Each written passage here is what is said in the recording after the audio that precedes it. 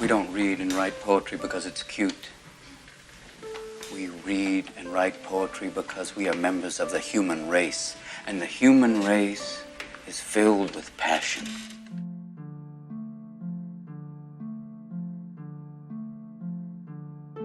I was in my high school creative writing class when I was first shown The Dead Poets Society, and I have not been the same person since I saw this awe-inspiring, astonishing film.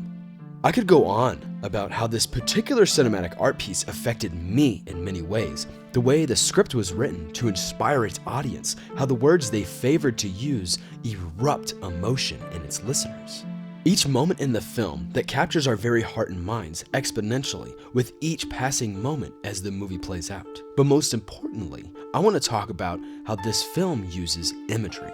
All the things I listed are spectacular reasons to have a particular fondness for this cinematic visual medium.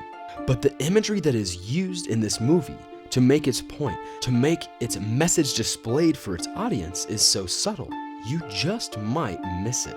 At the start, we are shown a candle being lit, with the title clearly displayed. Immediately, we are being told that light is going to be an important part to us in this film. And we don't wait long to see the reason the candle was lit. They start lighting others with the flame from that first candle. Right after the line that is spoken, the light of knowledge. A simple symbol of the passing of knowledge is shown. In each class we are first shown is so dry and boring, it's a snore. The boys are about as excited to be there as a decaying corpse, until we reach Mr. Keating's class. You'll see that no lights were shown in any of the previous classrooms, but until we reach Mr. Keating's room, and we are also introduced to Mr. Keating. Mr. Keating is shown to the audience, and immediately he is different.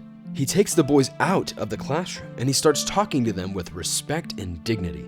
At this point, you're probably asking yourself, are the lights really that important? And yes, and I'm gonna tell you why. Here we have 6 lights. 1, 2, 3, 4, 5, and 6. And the number of lights is important too.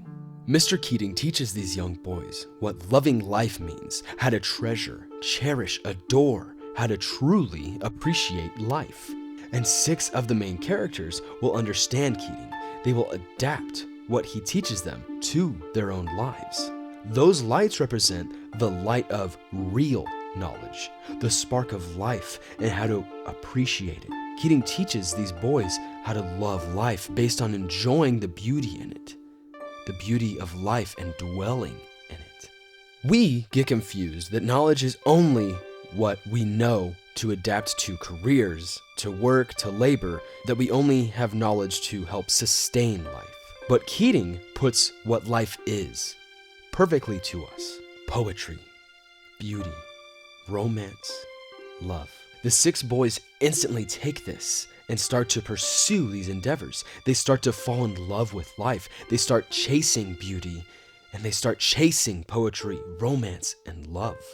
That is, of course, until Neil no longer is allowed to pursue true life, until what we as people stay alive for, poetry, beauty, romance, love, is taken away from him, and he then can no longer live, and takes his own life.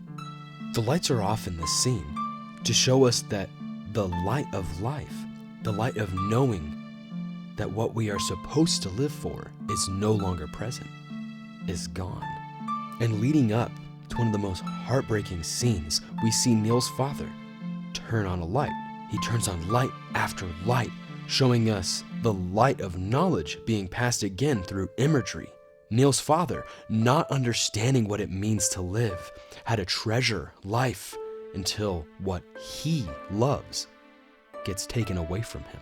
This then gets taken back to the school, and Mr. Keating is blamed for Neil's behavior, blamed for Neil's death. The boys are made to make a testimonial against Keating, and Keating is then fired, forced to leave.